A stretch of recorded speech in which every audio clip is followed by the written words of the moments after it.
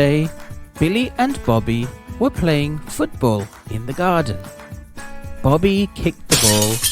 It hit a window, and the window broke.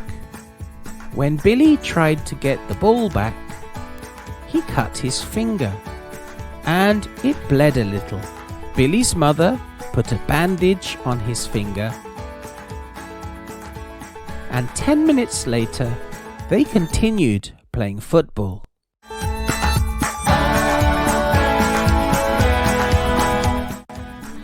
What has just happened? The window has broken, Billy has cut his finger has bled a little, his mother has put a bandage on.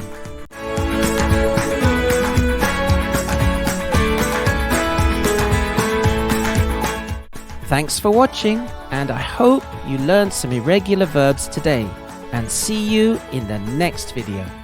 Bye for now.